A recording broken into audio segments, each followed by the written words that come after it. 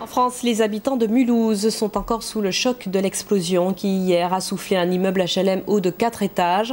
Il ne reste du bâtiment que des gravats. 17 personnes ont perdu la vie. Au moment de l'événement, le 26 décembre 2015, j'étais encore chez moi. Il y a le cousin de ma femme qui me téléphone, qui avait la belle-mère chez lui pour les fêtes de Noël. Ils ont passé la fête de Noël chez nous la veille. Il me téléphone, je suis en train de ramener la belle-mère, va voir, ça a explosé. Alors on a ouvert les infos et aux infos ça passait déjà. Alors on est arrivé sur les lieux à 6 h, tout était bloqué. Et puis bon, quand j'ai vu les dégâts, je me suis tout de suite dit, comme mon beau-frère était au rez-de-chaussée, à mon avis, il ne sera plus là, quoi. Alors on a attendu jusqu'à la matinée et ils l'ont retrouvé vraiment à 5 h du matin, je crois, si je ne me trompe pas.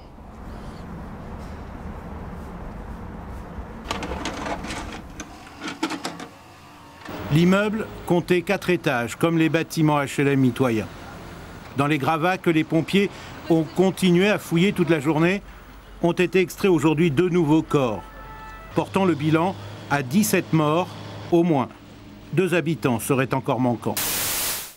Ce 26 décembre 2004, il se trouve que j'étais de permanence de faits divers et qu'au moment de l'explosion, j'étais à la caserne des pompiers de Mulhouse et on a entendu un gros boom.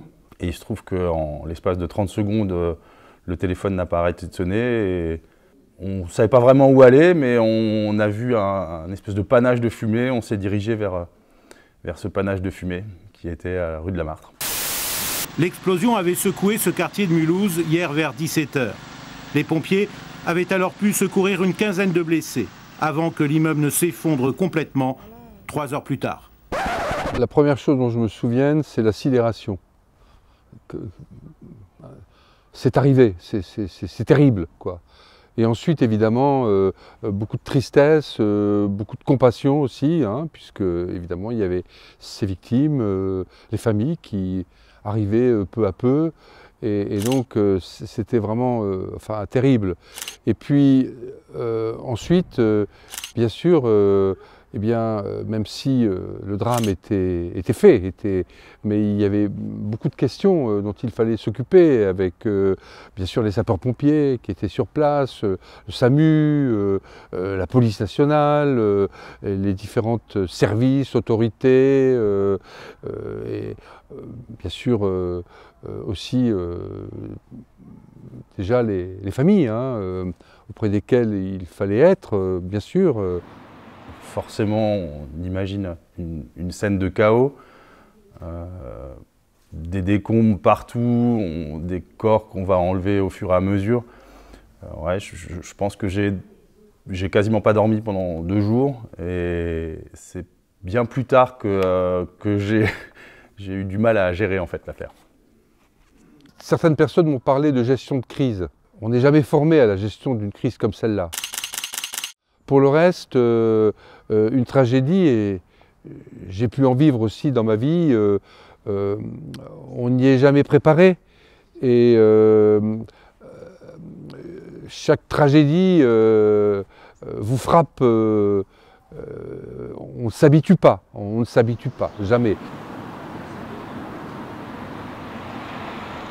Nous avons créé jour après jour un lien fort avec les familles et l'association qui représente ces familles au long cours et qui s'est beaucoup engagée, y compris sur ce type de risque, ce qu'il y avait à faire, les combats à mener.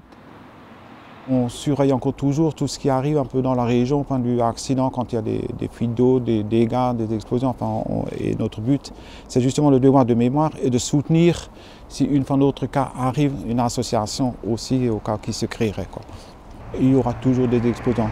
Le seul truc, c'est qu'il n'y a plus de fonds gris, ça c'est déjà une bonne chose. On a quand même sorti le texte de loi qu'à fin 2007, tout devait être éradiqué, ce qui a été fait. Je me souviens pratiquement de chaque instant. Oui, c'est gravé, on n'oublie pas. Et on le revit régulièrement. Aujourd'hui, on est à 20 ans. 20 ans plus tard, j'y pense encore. Voilà, je pense que je n'oublierai jamais ce moment, qui a été un moment très difficile professionnellement parlant, mais très fort humainement parlant.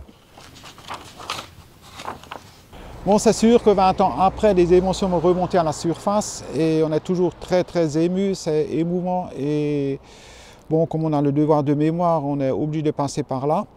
Mais il y a toujours quelque chose qui ressort, qui remonte et on est triste quand même après, quoi.